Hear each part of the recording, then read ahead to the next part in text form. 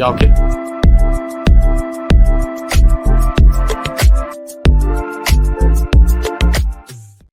And we're back with another episode of To the Moon. And in this episode, we've got the rising star of the astro flipping community, Mr. Nathan frickin' Harris.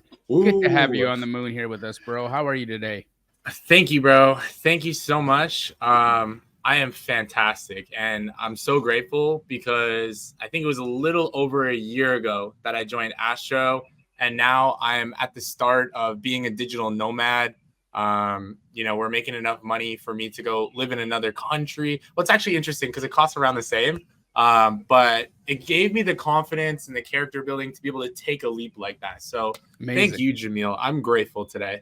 Well, I'm happy to start at the end here and to see how things have kind of shaken out for you. You're doing well enough for you to travel the world and live in different countries and wholesale virtually, which is an incredible feat in and of itself. But let's rewind us back because I remember first meeting you at a meetup in New Jersey, and there was something oddly special about you, right?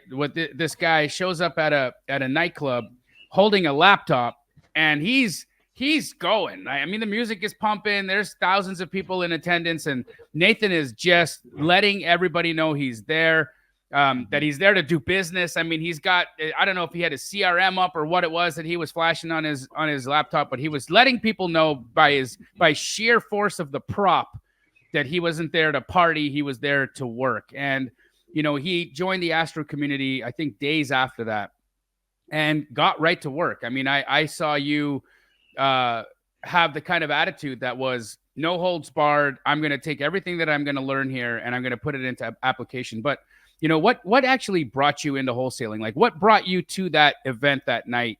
And how did you come to even learn about the wholesaling niche?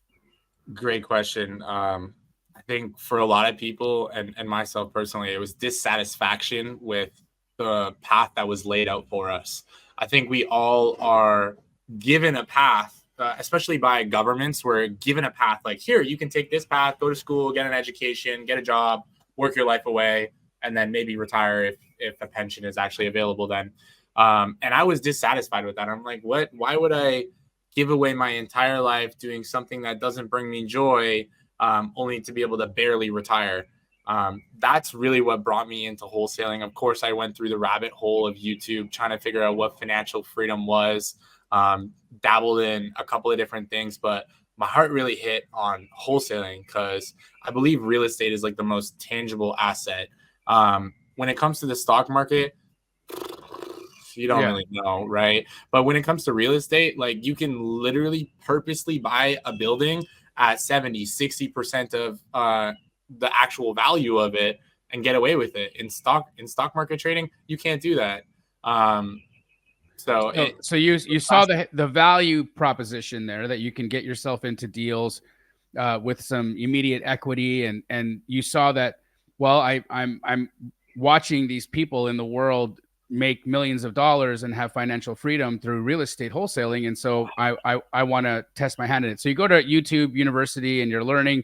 I imagine, based off what you're saying right now, you were like Googling different ways to make money from home or ways to make money online. And so you probably looked into drop shipping. You probably looked into stock trading. You looked into wholesaling. Wholesaling caught your attention. And so you started following people in the space that were sharing knowledge on it, right? And so that brought you to that event. So were you doing anything prior to that, coming to that event? Had you already, started doing any lead gen? Had you tried your hand at it and it not worked? Like, what was your experience leading up to that point?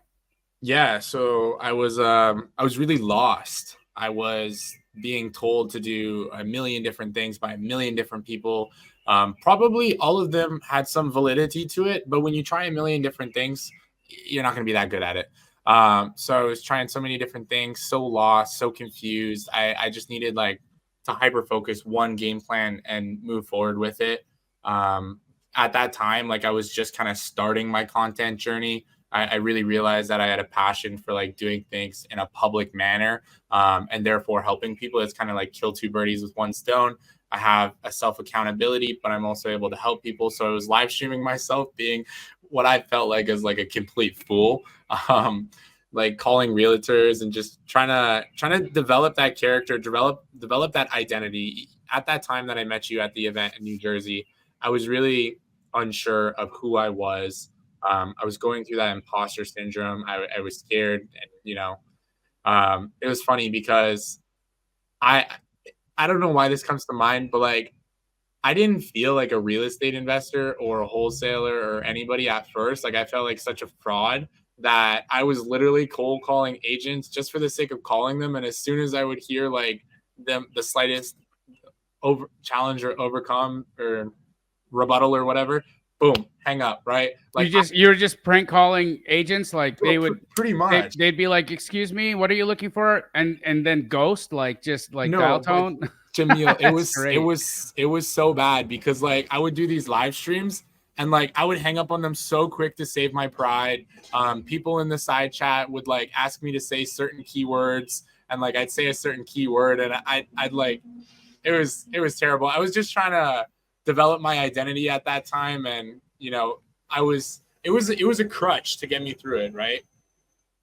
So awesome. You're prank calling agents. You show up to the New Jersey meetup, and you quickly resonate with the Astro community, and you join us. And I remember right in the beginning when you first arrived on the scene, you were always at the call early. You always had your questions up first.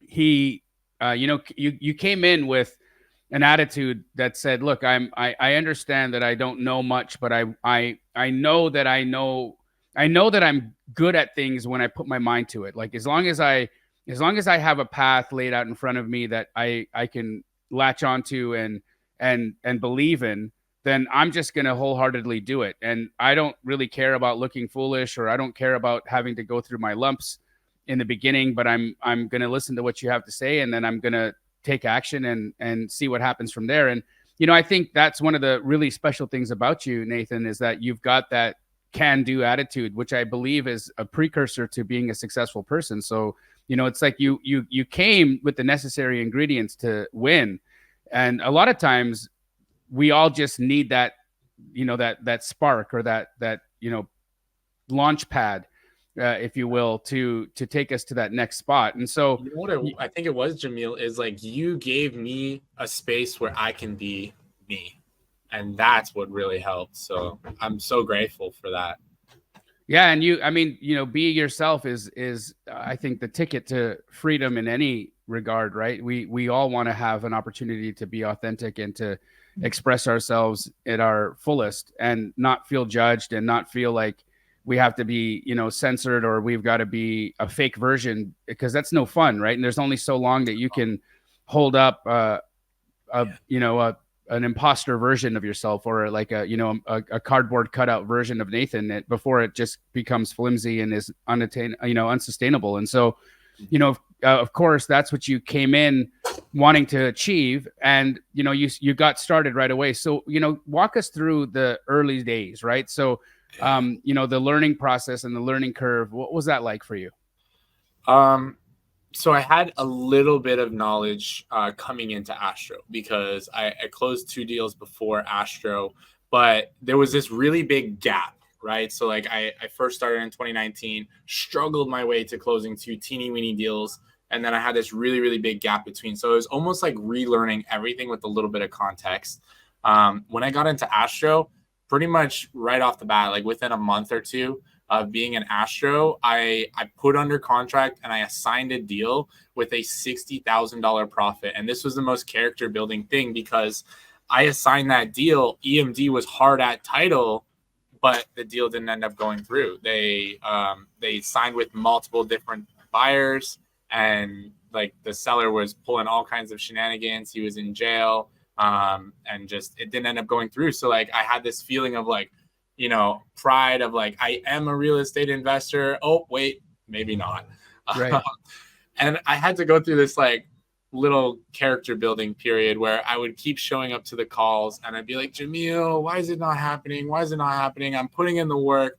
And you're like, chop wood, carry water, chop wood, carry water. And then sometimes I'd show up to the calls and I'd speak with you, and I'd answer the question before you even answer, which is I guess it's just chop wood, carry water again.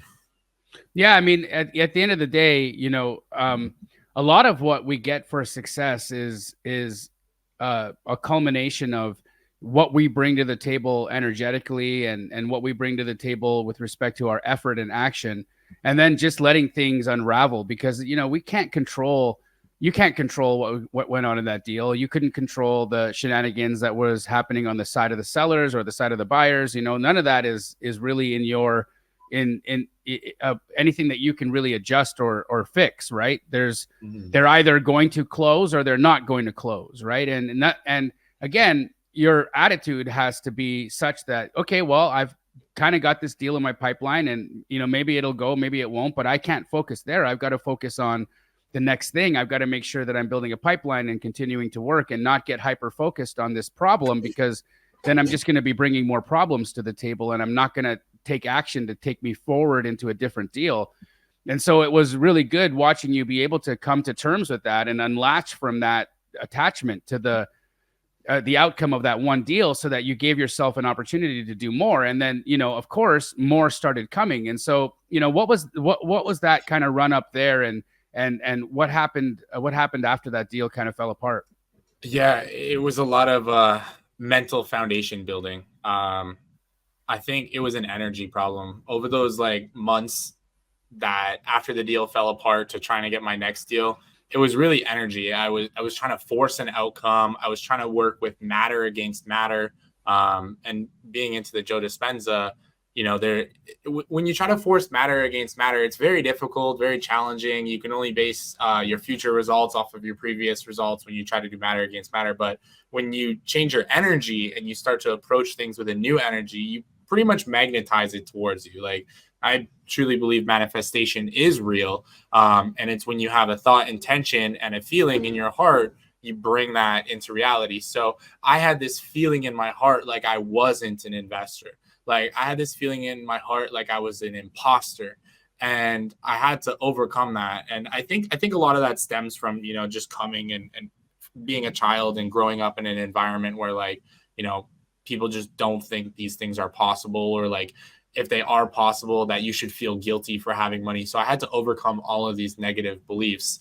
And as I started to overcome them, and as I started to practice holding the thought in my head of what I want and the feeling in my heart of what I want, that's where it started to come towards me. And I started to have these synchronicities of oh, wait a minute, I was thinking and feeling that, and then it happened.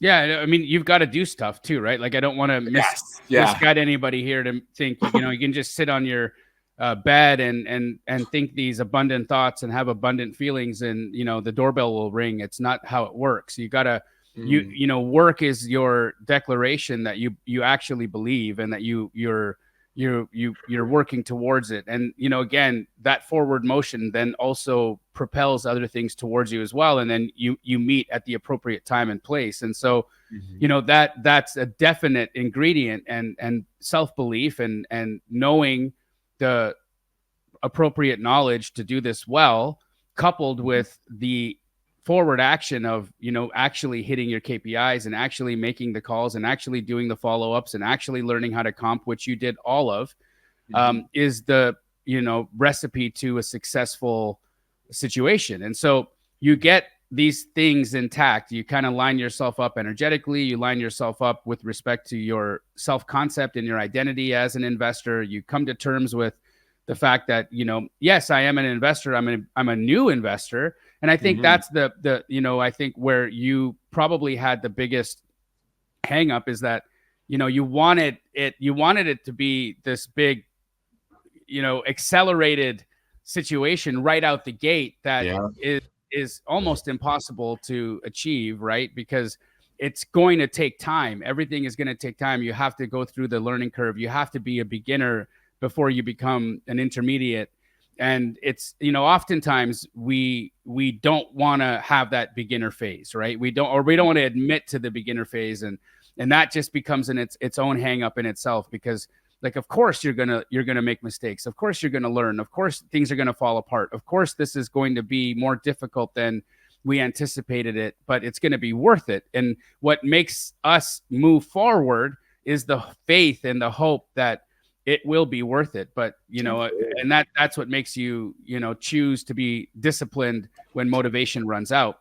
So you start, you know, disciplining yourself to a daily practice of making sure that you're making these calls. You've been, you know, adding in some of the mindset exercises of meditating and, you know, taking into consideration just what you're bringing of yourself to the table when you're doing your work. And things started to come together for you. So how long did that take for, you know, you to actually put together a deal that finally did close? I think it was like 4 to 5 months that I had a gap of absolutely nothing, where I was just working on myself, working on that foundation. You know, I think a big value that I got from Astro was the mindset part. So like, of course you can make a lot of money. Money is great, right? We're closing deals pretty consistently now. But like, I would love to tell a story in between Sure. of how I applied some of the teachings in Astro, right? So like Astro, I think we do a lot of foundational work. There's a lot of people that teach like how to make money, but I think you need a solid foundation. And I remember the mastermind, Jamil. I told myself that I was going to go to the mastermind. I had a deal that was supposed to close, but it didn't close. And I wasn't able to go to the mastermind. I was telling everybody I was going to go. I was telling myself I was going to go. I was planning on spending the money. No money. So I continued to hold that feeling in my head, in my heart, and put it out there that like, I'm going to go. And I remember Travis. Travis had posted in the Astro flipping group offering a ticket to the mastermind. Yeah.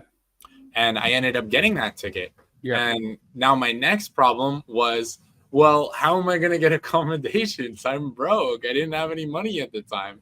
And I kept holding it in my head and my heart, right? And just, you know, really holding that feeling and putting it out there like, I'm going to have a place to stay. And then lo and behold, I mean, you picked me as one of the people to stay at your house, at the mastermind house. So it was... And I think a major aspect of it, and I don't know if I'm going on too much of a tangent on the mindset aspect, but it's just been so foundational in my journey, is, you know, holding that feeling in your heart as you approach it. Because during those 5 months with that gap, you know, I was holding a different energy in my heart and thinking a different thought. Yes, I was showing up every day, putting in my action, but I felt like I was like micro self-sabotaging, like the slightest things, like not calling an agent back when I should have, or like having a slightly negative tonality because I've already decided in my head and my heart that it's not going to work. And I think really changing that is where things started to go well, where I started to have optimism, where I started to feel like things were actually going to go well.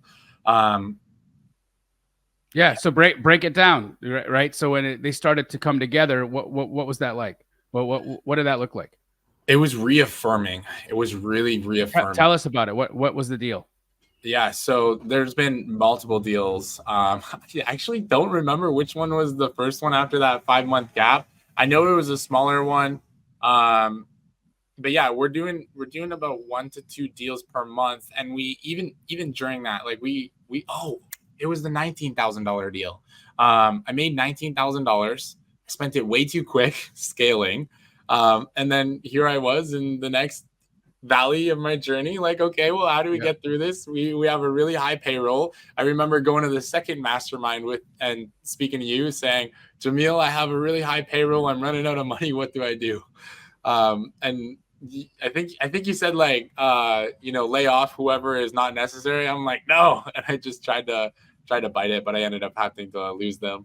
Yeah, I mean, it's a common mistake, right? And I try to stop you guys from doing that.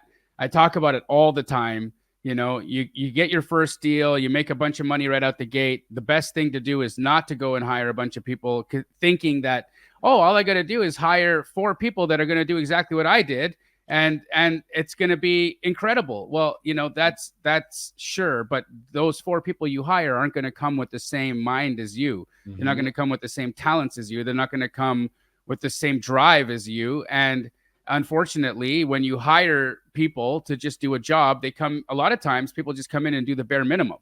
I've personally had to experience that in the multiple companies that I've run, that it's a product of the society we're in, right? Folks kind of resent the W-2 and they're not as willing to come in and put their best foot forward or give their all, because they feel like, well, this isn't for me, I'm building somebody else's dream here. And so there's a disconnect from effort, and that disconnect in effort then becomes your problem because you're paying for it, right? And so that's the ultimate rub, because you drained yourself of all those resources that you could have just stacked away and done your next deal and done your next deal and done your next deal and continued to double down on what had already worked, instead of trying to put it on someone else's shoulders. But again, that's a learning process, and it's something that if you force yourself into that learning situation, then accept it and learn, right? Which you did. You accepted it, you learned, you took the beats as you had to take them. And, of course you drained money, and you had to lay some people off, which sucks, but you learned that, okay, wait, this has to rest on my shoulders for a while. I've got to be the person that's at the helm of the ship here. I've got to make sure that I'm taking responsibility for the KPIs being met. I'm taking responsibility for the conversations that are being had, and that will lead to a result that's going to be profitable. And finally you did that. Right. And so you got to that point where it was, okay, it's Nathan, and Nathan's going to go. So walk us through that. How, once now you've regrouped, you kind of laid off what you had to lay off, and you're starting over. What happened next? Yeah. Well, to make it a little bit more challenging, I actually even went and got a loan to continue paying my overhead.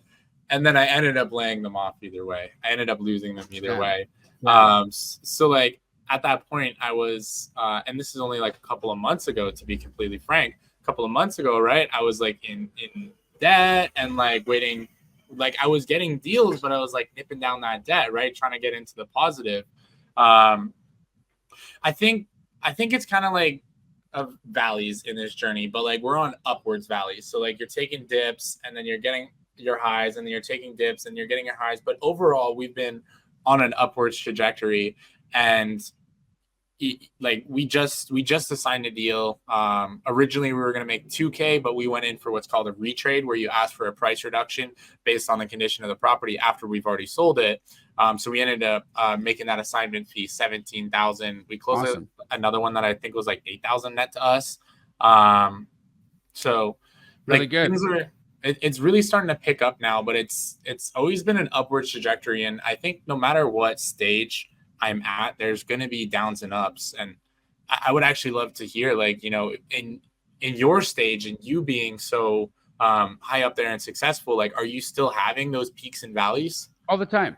I mean, it's there's just the valleys are of different quality, right? In different situations. And so, I mean, I personally cut a bunch of people off of my media team because they, just weren't necessary, and so, it sucks to say that, because it's never fun to do that, right? Like, I mean, I love everybody that brings value to my team, and I don't just hire willy-nilly. I hire good people, but sometimes you look at your situation, you're like, wait, I got way too many people for what I'm doing here. I don't need all of this. I have to readjust. And so it's a constant reality in business. You're always going to have to look at what you've got, look at efficiencies. I mean, there's parts of the Keegley operation which are wildly profitable, and then there's parts of the Keegley operation that are not.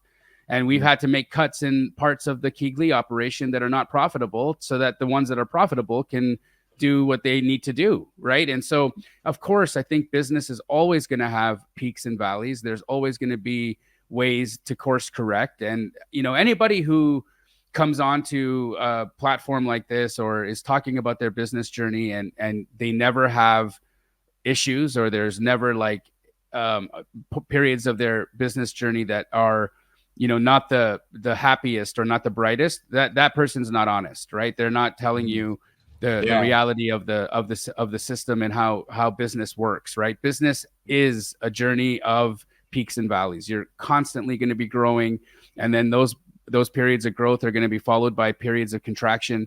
And it's just the law of rhythm, right? Everything in life has a rhythm to it. There's going to be expansion, contraction, expansion, contraction. And our job as entrepreneurs is to ride the waves of contraction and expansion so that you can continue moving in the direction you want to move. And that's to further growth and further success. So yeah, no, I'm constantly reinventing, constantly pivoting, and looking at new ways to be more efficient, new ways to create more value for the people that are, in my team now. And again, I've just came off of a period of contraction, and looking at how we want to continue growing our operation, and that will then lead to another period of expansion. So it's the realities and the truth of business, man. And it's actually fun.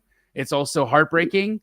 So, there's going to be great days. There's going to be days where you cry, and you're like, shit, I hate this. There's nothing about this which is fun. But a good leader makes the right decisions when they need to be made. And, often that means that you have to part ways with people. But I also feel like when that happens, if the people that learn from the situations that they were in, like I want to leave every relationship that has come into my world better than I found it. Right. So I hope that, people that came and worked with me that might, have had to do something different afterwards, that they gained knowledge, that they gained experience, that they gained insights that they'll be able to take into their future endeavors, and their life will be better for having worked with me at some point. Right. So I think the same thing for you, right? The people that you brought onto your team, they learned valuable skills and lessons.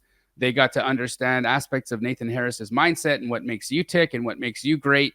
And they'll be able to take those lessons with them into their other ventures. And who knows, right? They may circle back at some point in the future and find their way back to you, or they may take a piece of what you implanted into their consciousness and into their world, and let that flower into something beautiful for their own journey and for their own world. Right. So it's funny you say that. I actually force them to do self-development courses. I tell them, like everybody at my company, I'm like, you have to do at least a half an hour of self-development, and you have to post what you learned every single day. Because if they're not growing, like, you got to go. That's not the culture we want. That's awesome, dude. So you're consistently doing deals now. You're in the positive, which is great. You decided to leave Canada. You were living in where? Tell us about that. So what was your living situation like, and where are you at now? Yeah. So in Canada, I was renting a 2-bedroom basement apartment, one for my office, one for sleeping. And there was like no sunlight, and I literally hid in my basement for like the past year wholesaling real estate. And then I realized it was actually John Mayo. I did a podcast with John Mayo, and he was telling me like, hey, I was living like a king on $2,500 a month all around the world. I'm like, wait a minute, I'm spending like $2,000 a month here in Canada. Like, why don't I go do that? And also just having the security of like making money virtually. Like, I already was wholesaling virtually from my laptop in Canada. But it clicked in my brain. I'm like, wait a minute, I make my income from a laptop. As long as I have Wi-Fi, I can go wherever I want. And if I leave Canada, my purchasing power is significantly increased. So like, for example, right now, I've booked a really, really, really nice Airbnb, rooftop pool, rooftop gym, everything, air conditioning. It's very beautiful. Wraparound balcony. Guess how much it costs, Jamil? For the month, $1,500 a month. Actually, less, 1,000. The one I booked before was 1,500, and their Wi-Fi didn't work, and I got a refund, and I found one for 1,000 that was twice as nice. So you're in a spot right now in Mexico, and it's $1,000 a month. You're rocking and rolling in your wholesale business. You've got hand signaled, camera motion, which is. I promise I'm not making the loser symbol. No, it's like I like, this is so cool. Look at that, guys. He's got this like weird camera thing going on where he can move things and adjust. Look at that, cool. Yeah, beautiful, dude. So what part of Mexico are you in? Playa del Carmen. Super fun over there. Yep. Super fun. So Nathan's living in Mexico. You're a digital nomad now. You're working remotely from your laptop and your cell phone. You're making money every month as a wholesaler. What's next on the horizon for you, brother? I want to make more cash flow. I want to make like $15,000 a month, stack it up, and then develop a really big tax problem. So where I have to buy rentals. I think the social media has been something that I'm really, really passionate about. I love doing things live. I love helping people. I love the live calls. It's like a little community where I show up and everybody says good morning and we get to help, we get to talk, I get to hear the updates. And I also get to do my work at the same time. So I'm not just stuck talking to people, I'm actually working and talking to people. So I really want to continue to build up the social media, develop a big following of people that I can draw into my world and draw into your world, because astro flipping is literally why I have like everything. Like if it wasn't for astro flipping, I probably would still be working construction jobs. I probably would still be having all of those mindset issues and thinking down on myself and feeling that imposter syndrome. I wouldn't have that community of people to rely on. And astro flipping has done so much for me, Jamil. So really, like, I just want to develop such a big audience and bring them into the astro flipping atmosphere, because I know that it'll change their life. Amazing. Nathan, if there's somebody out there right now who is, maybe from this in the same situation as you were in, just getting started, or, kind of feeling like they're, an imposter or that they don't belong, what would you tell them?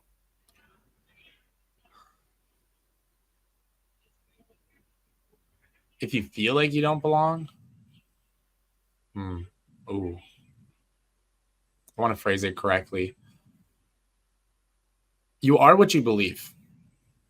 When I got into wholesaling, the thing that held me back was I didn't believe I was a wholesaler.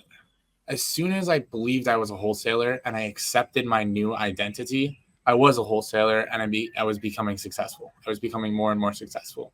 So you need to feel it and you need to believe it before you become it. If you don't feel it and you don't believe it, your body, the universe, whatever it is, will prevent you from becoming it. Yeah, I think that's fantastic advice, and it's rang true for me in the 45 years that I've been at the helm of my career. And it's great to see that there's people like you that are taking that advice and running with it. And look, you've got positive experiences to show for it. You've made tens of thousands of dollars. You're living in a beautiful country with sunlight. You're not trapped in a basement. You've got wires coming in. It sounds like somewhere around $27,000 worth of value hitting your account this month, which is going to be amazing. I'm proud of you, dude. You've done an incredible job. You're continuing to do an incredible job. And so if people want to do business with you, or they want to follow you on social media and watch your live streams, where can they find you? Yeah, so I actually put it all down here. If you want to see everything, dealswithnate.com has all my social media, all the resources that I give away on my live streams. I've compiled them there. My Instagram, nathan.w.k.harris, if you want to follow my digital nomad journey, and my phone number. You can literally give me a call, but I'd recommend sending me a text, because if it's scrambled digits, I might not answer it right away. But send me a text. Seriously, reach out. I do business in Florida. One thing that we pride ourselves on is we offer free underwriting, EMD funding, boots on the ground, transaction coordination. We'll put a TC on your file so that they can help with all the paperwork. Pretty much whatever we can do to help you get your deals done. So don't make up an excuse of, oh, I don't know how to underwrite, I can't wholesale, because I'm here. We're here to help you. We provide detailed feedback on anything you send us. If you don't have a KPI tracker, we got you. We'll send you it, or you'll find it on my website. If you need a calculator to run your numbers, we got you. If you need us to connect you with somebody, we got you. So just reach out. If there's any ways we can help you, as well as I live stream every single day of the week, Monday to Friday, 9 a.m. Eastern Standard Time. You'll catch me for multiple different shows, role play shows with Cody Galloway, the Keegley owner. He is amazing. I'm so grateful to have him as my co-host. Yep. We do a role play show every single Monday, so you can practice your negotiation skills. I do a systems show where I nerd out and I build cool automations. I do how to wholesale virtually shows twice a week, once on Wednesday, once on Friday. On Thursdays, I find buyers live, and I literally give away the buyer's contact info. So if you don't have buyers, I got you. So there's so many resources that we're trying to provide, because we're really trying to focus on the newer wholesaler audience. So if you're a newer wholesaler, please don't make up an excuse that the resources aren't there. They're totally here, and I'm trying my hardest to bring them to you. So just reach out. There you go, guys. Follow Nathan Harris. And if you guys want any more information about the Astro community, you can send me a DM on Instagram. And also, if you haven't already, liked this video and subscribe to this channel, because we always have new content and new ways for you to be your highest and best version. Until the next time, guys, this is To the Moon.